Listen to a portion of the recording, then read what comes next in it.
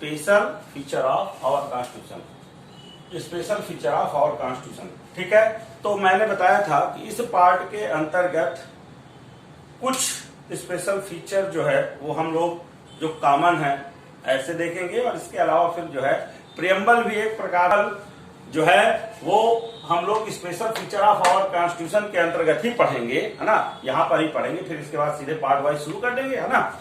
और दूसरी बातचीत ये है कि कुछ जो है स्पेशल फीचर हम लोग आज डिस्कस करेंगे, कुछ बहुत कॉमन टाइप के डिस्कस करेंगे जो सब लोग जानते हैं, लेकिन डिस्कस करेंगे। ठीक है, तो अगर मैं पहला स्पेशल जो है फीचर की बात करूं अपने कॉन्स्टिट्यूशन की, पहली जो है मूल विषय रिटेन एंड लॉन्गेस्ट कॉन्स्टिट्यूशन। ठीक है, रिटेन एंड लॉन्गेस्ट कॉन्स्टिट्यूशन जो है ये वर्ल्ड लेवल पे जो है क्या कहते हैं हमारे कॉन्स्टिट्यूशन की मुख्य विशेषता है। तो पहला टर्म जो यूज हो रहा है रिटेन, तो इसकी बातें अगर हम लोग करें रिटेन कॉन्स्टिट्यूशन की, तो देखिए रिटेन कॉन्स्टिट्यूशन की कुछ स्पेशल फीचर होते हैं।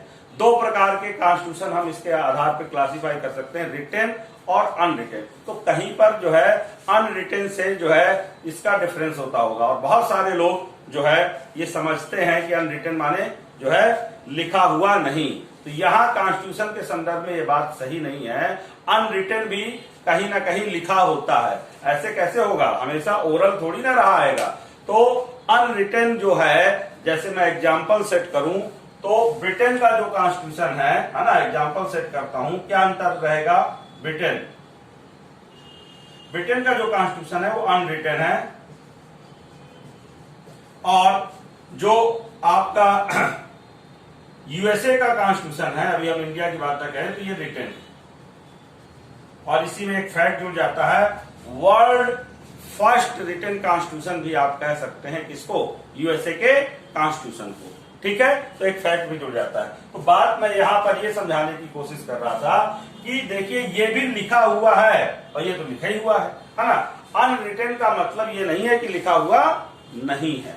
तो क्या फीचर होते होंगे रिटेन कॉन्स्टिट्यूशन के जो इसको अलग करते होंगे अनरिटेन कॉन्स्टिट्यूशन से, क्योंकि रिटेन आधार नहीं है इसको अलग करने का, है ना, लिखा तो अनरिटेन वाला ही है।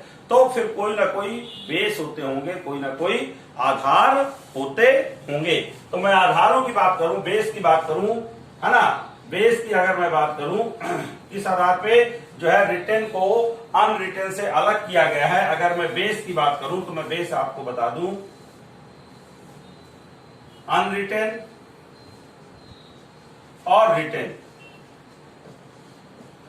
तो देखिए जो अनरिटेन होता है इसका फीचर ये होता है कि ये जो है कभी एक बारगी में ड्राफ्ट नहीं किया जाता, अर्थात इसके लिए कोई कमेटी बैठे और कहे कि एक बारगी सब कुछ चीजें डिसाइड कर लेते हैं, एक बारगी इसको ड्राफ्ट कर लेते हैं।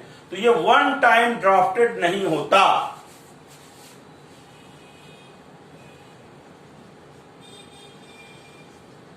वन टाइम ड्राफ्टेड नहीं होता भाई, वन टाइम ड्राफ्टेड ये नहीं होता। ठीक है, मतलब धीमे धीमे धीमे धीमे डेवलप होता रहता है।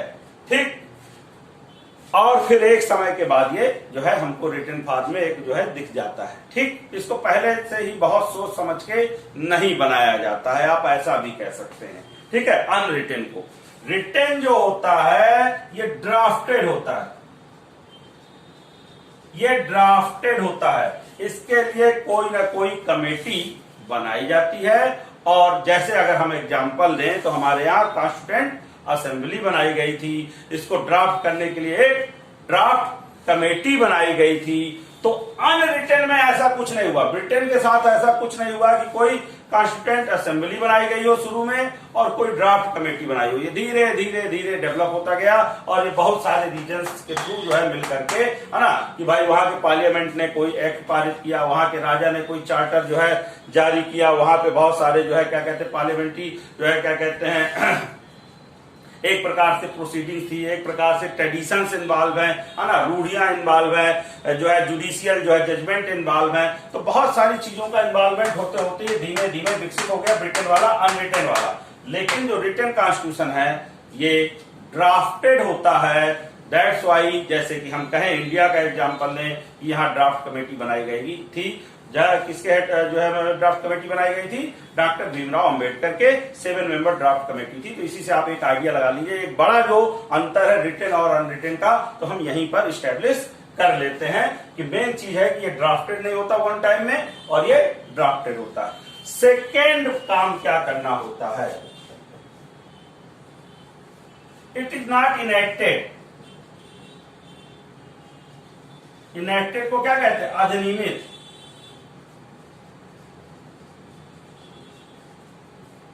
ठीक, मतलब और ये क्या होता है, इनेक्टेड होता है।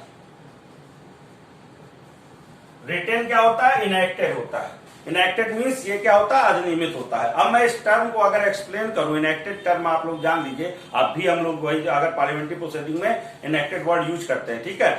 मतलब ध्यान रखिए कि जो ये कॉन्स्टिट्यूशन होता है अनरिटन वाला, ये आपका पारित नहीं होता है, किसी जो है क्या कहते हैं ऑथोराइज बॉडी के द्वारा इसको क्या है अप्रूव नहीं कराया जाता, इसको पास नहीं कराया जाता है, ठीक है। जबकि जब ये कॉन्स्टिट्यूशन ड्राफ्ट हो जाता है, ठीक है, जब ये कॉन्स्टिट्यूशन ड्राफ्ट हो जाता है तो इसको बाकायदा हर एक प्रोपोजल्स है ना, हर प्रकार की जो है क्या कहते हैं जो बातें हैं जो इसमें शामिल कर रहे हैं हम लोग जो है रिटन कॉन्स्टिट्यूशन में, जितने भी हम लोग प्रोविजंस शामिल कर रहे हैं, सबको बारी बारी से, जैसे आज पार्लियामेंट में हम लोग कोई लॉ बनाते हैं तो कैसे बनाते हैं भाई, हम बिल प्रस्तुत करते हैं, बिल पे डिस्कशन करते हैं, फिर बिल को वोट करते हैं, ठीक है। तो कुल मिला के यहाँ पे भी ड्राफ्टेड कॉन्स्टिट्यूशन की हर एक बात को डिटेल में डिस्कशन होता है, ठीक है, डिटेल में उसमें क्वेश्चंस पूछे जाते हैं और फिर उसको क्या किया जाता है,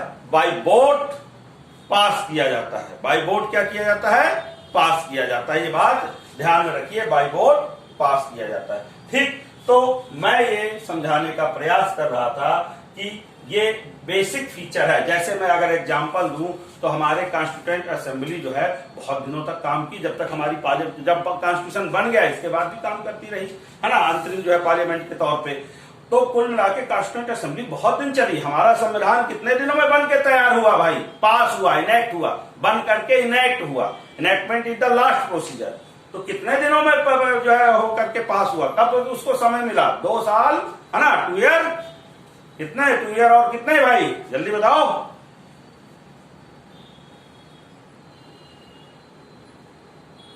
जल्दी लिखो, हाँ 2 साल 11 महीने, ठीक है। तो कुल मिलाकर के समझिए लगभग 3 साल हमने समय लगा दिया। तो ये 3 साल समय किसमें लगाया, इनेक्टमेंट प्रोसीजर में हमने बाकायदा डिस्कशन किया, ठीक है, बाकायदा हमने डिस्कशन किया बहुत सारी बातों का, और डिस्कस करके कुल मिलाकर के उनको जो है क्या किया, बाय वोटेड जो है पास किया। अगर सिटीजनशिप का मैटर आया, खूब डिस्कशन किया। इवन देन इंडिया का, अभी प्रियम्बल पढ़ेंगे, इंडिया का नाम क्या हो, इंडियन यूनियन का नाम क्या हो, इंडिया हो, भारत हो, हिंदुस्तान हो, इस सब बातों में जबरदस्त डिबेट हुई भाई, ठीक है। तो कुल मिला के क्या फर्क दूसरा आपने महसूस किया, दूसरा फर्क आपने महसूस किया अनरिटन और रिटन में, क्या फर्क महसूस किया कि भाई अनरिटन जो है वो इनेक्टेड नहीं होता, अनइनेक्टेड होता है ना, ठीक है, अधिनियमित नहीं, ध्यान रखिएगा।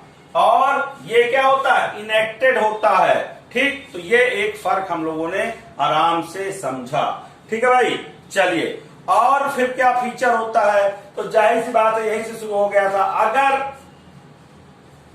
अनरिटन कॉन्स्टिट्यूशन है तो जाहिर सी बात है कि इसको जो है क्या कहते हैं, क्या किया जाएगा, इसके लिए कोई जो है सवरिन जो बॉडी होगी वो क्या कहते हैं डिसाइड नहीं की जाएगी इसको बनाने के लिए, ठीक है। कोई कॉन्स्टिट्यूएंट असेंबली मैं पहले ही बता चुका हूं नहीं डिसाइड की जाएगी। और यहां क्या होगा, सवरिन बॉडी होगी, है ना, जैसे हमारे यहाँ कॉन्स्टिट्यूएंट असेंबली। तो कुल मिलाकर के तो उसने जो है कॉन्स्टिट्यूशन बनाया, तो ऐसी बॉडी जो है बनानी ही पड़ेगी। और वो जो बॉडी होगी, ध्यान रखिएगा, अथोराइज की जाएगी इस बात के लिए, ठीक है, उसको अथॉरिटी मिली होगी, ठीक। तो ये सारी बातें जो है कुल मिलाकर के रिटेन और अनरिटेन में है। मेन जो बेसिक फीचर जो मैं रिटेन और अनरिटेन का अक्सर आपको बताता हूं वो ये है, जो बेसिक अगर आप कहेंगे तो 2 टर्म में निपट जाता है। ड्राफ्टेड नहीं का मतलब यहीं से शुरू हो गया, कोई ड्राफ्ट कमेटी नहीं बनेगी, कोई कॉन्स्टिट्यूएंट असेंबली नहीं बनेगी, है ना, धीमे धीमे डेवलप करेगा। और ये ड्राफ्टेड है तो अपने आप कॉन्स्टिट्यूएंट असेंबली बनेगी, कोई ड्राफ्ट कमेटी बनेगी। दूसरा बात ना, इसको पास कराया जाएगा, तो चलिए रिटेन अनरिटेन की बात हो गई। तो हमारा कॉन्स्टिट्यूशन जो है वो क्या है, रिटेन कॉन्स्टिट्यूशन है। अब बात को आगे बढ़ाते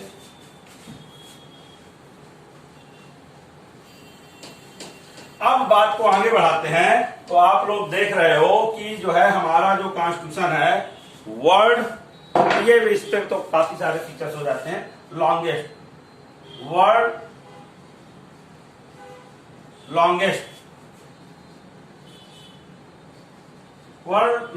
कॉन्स्टिट्यूशन है। तो इसके रीजन्स पे अगर हम लोग जाएं तो है भाई बड़ा, ठीक है, ये तो चलो एक फीचर हो ही गया। ठीक, दुनिया का सबसे बड़ा संविधान है भाई यूएसए, जो है फर्स्ट जो है रिटन कॉन्स्टिट्यूशन है। तो भी उसके कितने जो है क्या कहते हैं आर्टिकल हैं, और हमारे कितने हैं, यहीं से आप अर्थ लगा लीजिए भाई। और भी देशों के जब आप जो है, अब यहाँ कोई फैक्ट का मतलब है, और भी देशों के कॉन्स्टिट्यूशन के जब आप आर्टिकल्स मीन्स अनुच्छेद है ना, उसकी जो है शेड्यूल्स के बारे में, पार्ट के बारे में जब जो है बात करेंगे तो भारत के कंपैरिजन में वो कहीं नहीं ठहर रहे होंगे। जबकि हमारा कॉन्स्टिट्यूशन इसी से पता चलता है कि आज की डेट में हम लोग आर्टिकल 395, और भाई ये जो आर्टिकल 395 और 395 भी रहेंगे, ठीक है, ठीक, आर्टिकल 395 भी रहेंगे। फिर इसके भी बहुत सारे पार्ट बन गए हैं, ABCDEFG, है ना। एक मैं जबरदस्त उदाहरण दूं, अगर एक आर्टिकल है 243 243, जिसके थ्रू हम लोग इसी आर्टिकल के थ्रू डील करते हैं, पूरा का पूरा लोकल जो है एडमिनिस्ट्रेशन, है ना, विलेज लेवल पे पंचायतों के बारे में प्रोविजन यही दिया गया है 73rd कॉन्स्टिट्यूशन के द्वारा। और यहीं पर जो है आप अर्बन लोकल बॉडीज के बारे में भी सारी बातें कही गई हैं। समझिए इसी जगह पर 243 एक सिर्फ आर्टिकल है। मैं ये बताना चाहता हूं कि हम कैसे हमारा संविधान लंबा बन गया। एक आर्टिकल का उदाहरण दे रहा हूं आपको, सिर्फ एक आर्टिकल है। एक तो हम 395 आर्टिकल है हमारे पास, लेकिन इसके बाद एक आर्टिकल का अगर उदाहरण 243, तो समझिए कि इसके द्वारा हम पूरा का पूरा 73rd कॉन्स्टिट्यूशनल अमेंडमेंट और पूरा का पूरा 74th कॉन्स्टिट्यूशनल अमेंडमेंट रख करके इतना बड़ा कर दिया। तो बाद में भी ये बड़ा और होता गया, ठीक है। ऐसे पहले भी और बहुत सारे आपको आर्टिकल मिलेंगे जिनकी ABCDEFG 1 2 3 4 बहुत करके चीजें बनेंगे, ठीक है। उसको भी लोग रटने की कोशिश करते हैं, तो उसको रटने की कोशिश नहीं आपको करना है। आपको तो इससे मतलब है जो ओरिजिनली हमारे पास आर्टिकल्स रखे गए थे। तो बात ये हुई कि 243 जैसा मैं कह रहा था, ABCDEFGHIJKLMNOP, है ना, ZG, ठीक है, बहुत ज्यादा बड़े जो है क्या कहते हैं यहाँ पे आर्टिकल्स दिए गए हैं। ये बहुत ही बल्कि हो गया है ये आर्टिकल, ठीक है, आज की डेट में, ठीक। तो मैं ये बता रहा था कि एक तो ये 395 आपके आर्टिकल है, और फिर इसके भी बहुत सारे सब आर्टिकल हैं, ठीक है। और बड़े होने का एक रीजन देख ही रहे हैं हम लोग, और क्यों बड़ा हुआ उस पर अभी डिस्कशन करेंगे। और दूसरा पार्ट आप लोग जान ही रहे हो, आज की डेट में 12 पार्ट है ना। इसके अलावा जो है क्या कहते हैं 12 पार्ट है कि 22 पार्ट है भाई, 22 रखिएगा, ठीक है। और जो है क्या कहते हैं शेड्यूल्स जो है ये आपकी 12 है ही, ठीक है। तो बातचीत अगर, हाँ बिल्कुल ठीक है, ठीक। तो कुल मिला के 22 जो है पार्ट हो गया, और जो शेड्यूल भी आपकी क्या है जो है 12 के आसपास 12 हो गई, ठीक है। तो मैं ये सिर्फ समझाने की कोशिश कर रहा था कि हमारा संविधान बहुत विस्तृत है। What is the reason behind this, तो सबको पता है रीजन बिहाइंड दिस। तो ये है, कई सारे रीजन है। अगर हम पहला रीजन डिस्कस करें क्यों हमारा संविधान बड़ा हो गया है, तो कई लोगों को पता है कि ये बड़ा इस वजह से हुआ है कि पहली बात तो यह है कि जो इंडिया है वो बहुत ही डाइवर्सिफाई है। जो भारत है वो बहुत ही ज्यादा विविधतापूर्ण देश है। यहाँ पर लिंग्विस्टिक जो विशेषताएं हैं वो बहुत ज्यादा है, इसलिए हम लोगों ने दुनिया में और कहा इतनी लिंग्विस्टिक आपको जो है क्या कहते हैं वो विविधताएं मिलेगी, है ना। इतनी डाइवर्सिटी आपको कहाँ मिलेगी, है ना, भाषागत जो है विविधता कहाँ मिलेगी। तो भारत में है, तो हमने अलग से इसके लिए एक क्या है भाई पार्ट बनाया है, शेड्यूल बनाई है, कौन से शेड्यूल है भाषा के लिए? 8वीं, है ना। 8 शेड्यूल के तहत हमने भाषाओं के बारे में ही प्रावधान खूब डिटेल में कर दिया है। ठीक है ना भाई, समझिएगा। ये सब जो है लॉजिक की बात है। जब हम किसी चीज को करें तो बड़ी, तो मतलब सोचिए कि सिर्फ लैंग्वेज के लिए हमें एक शेड्यूल रखनी पड़ी। ठीक है, फिर दुनिया में हमसे ज्यादा रिलीजियस डाइवर्सिटी कहाँ है भाई? भारत में जितनी रिलीजियस डाइवर्सिटी है इतनी तो दुनिया में कहीं नहीं है। तो हमें जो है बहुत डिटेल में जो है क्या करना पड़ा भाई? धार्मिक अल्पसंख्यकों के लिए धर्म की स्वतंत्रता बनाए रखने के लिए बहुत सारे हमको प्रोविजंस करने पड़े। ठीक है, इसलिए भी हमारा संविधान बड़ा हो गया। अगर हम बात करें क्या कहते हैं विभिन्न प्रकार के समूहों की, है ना, तो हमारे यहाँ कास्ट सिस्टम एक जो है क्या कहते हैं प्रॉब्लम रही है बहुत पुराने समय से, है ना। और कास्ट के द्वारा जो है हमारे यहाँ डिस्क्रिमिनेशन बहुत ज्यादा किया जाता था। इसलिए कास्ट के आधार पर डिस्क्रिमिनेशन ना हो, इस बात के लिए भी बहुत सारे प्रोविजंस दिए गए। ST SC के लिए क्या किया गया? जो है अलग से हमको जो है क्या करना पड़ा भाई? प्रोविजन करने पड़े। खूब डिटेल प्रोविजन है, इसको जब आगे चलेंगे देखेंगे ही, है ना। तो मैं जो सब ये सब उदाहरण है, वो सब एग्जाम्पल है जो ये शो करते हैं कि इंडिया की जो डाइवर्सिटी है वो बहुत ज्यादा था। कल्चरल, इथनिक, है ना, रिलीजियस, लिंग्विस्टिक, ये जो डाइवर्सिटी है ये बहुत ज्यादा है। दैट्स वाई क्या हुआ कि हमारा जो संविधान है वो हमें लंबा बनाना पड़ा। First reason behind this. Second reason क्या रहा? सेकेंड रीजन क्या रहा जिसकी वजह से हम लॉन्गेस्ट कॉन्स्टिट्यूशन है? तो देखिए दुनिया में अमेरिका में भी अगर आप देखोगे वो फेडरल कॉन्स्टिट्यूशन है, तो वहां पे क्या है कि जो सेंट्रल लेवल पे कॉन्स्टिट्यूशन है वो अलग है और राज्यों का कॉन्स्टिट्यूशन जो है वो अलग अलग है। वहां स्टेट का जो कॉन्स्टिट्यूशन है अलग अलग है। तो कुल मिला के हमारा जो कॉन्स्टिट्यूशन है वो इस वजह से लंबा हुआ अमेरिका की तुलना में। अगर हम अमेरिका से ही तुलना करें तो हमारा लंबा हो गया, बिकॉज हमारे यहाँ कॉन्स्टिट्यूशन क्या है? एक है for the central government and for the state government and also for the local government. ये भी हद समझिए। नहीं, लोकल गवर्नमेंट तो किसका जो है मुद्दा है? राज्यों का मुद्दा है। हमने स्टेट लिस्ट में रखा है लोकल एडमिनिस्ट्रेशन, लेकिन पंचायत के बारे में, अर्बन लोकल बॉडीज के बारे में जबरदस्त प्रोविजंस हमने कर रखे हैं। कहा? अपने कॉन्स्टिट्यूशन में। तो हमारा कॉन्स्टिट्यूशन एक और उसमें सारे प्रोविजन, हमारा कॉन्स्टिट्यूशन एक, उसमें सेंटर के लिए भी प्रोविजंस है, सेंट्रल गवर्नमेंट के लिए भी प्रोविजन है, स्टेट गवर्नमेंट के लिए भी प्रोविजन है, लोकल गवर्नमेंट के लिए भी प्रोविजन है। ठीक है, सेंट्रल गवर्नमेंट के लिए भी है, स्टेट गवर्नमेंट के लिए भी है और लोकल गवर्नमेंट के लिए भी है। अब बताइए क्यों ना बड़ा हो भाई? एक कॉन्स्टिट्यूशन और हमने तीनों लेवल की गवर्नमेंट के बारे में डिटेल्ड में सारे प्रोविजंस रख रखे हैं। ठीक है, तो अगर आप दूसरा रीजन अगर मुझसे पूछे डाइवर्सिटी के बाद का, अगर दूसरा जो है एक तरीके से मुझसे रीजन पूछे, ठीक है, तो वो इस वजह से भी बड़ा है क्योंकि सारे गवर्नमेंट, तीनों लेवल की गवर्नमेंट का प्रोविजन हमने यहाँ पे किया है। अब सोचिए जब हमने यहाँ पे किया है तो हमने सेंटर और स्टेट के बारे में हमारे रिलेशन कैसे होंगे वो बहुत डिटेल्ड रखे हैं। यहाँ पे बहुत डिटेल्ड रखे हैं। दुनिया के किसी कॉन्स्टिट्यूशन में इतने डिटेल्ड रिलेशन नहीं बनाने पड़े हैं सेंटर और स्टेट के बीच में। हमारे यहाँ पार्ट आपका क्या, पार्ट क्या भाई बताओ भाई, बताइए। सेंटर स्टेट रिलेशन हमने किस पार्ट में जो है रख रखे हैं? 11 और 12 में। पार्ट 11 एंड पार्ट 12 क्या डील करता है? Centre state relation. सोचिए दो पार्ट अकेले सेंटर स्टेट रिलेशन को डील करते हैं और हमने legislative relation in between centre and state, administrative relation and जो है आपका फाइनेंशियल जो है relation in between centre and state, इसको बहुत डिटेल में डिस्कस किया है और इसी वजह से हमारा संविधान बड़ा बन गया है। ठीक है, एक रीजन ये भी है। अब एक रीजन और दे देते हैं। ठीक है, ये रीजन अपने आप में बड़ा सा, अगर आप इसको डिटेल करेंगे तो बहुत बड़ा है। मैंने बहुत सारे एग्जांपल दिए। ठीक है, अब और मैंने बता रहा हूं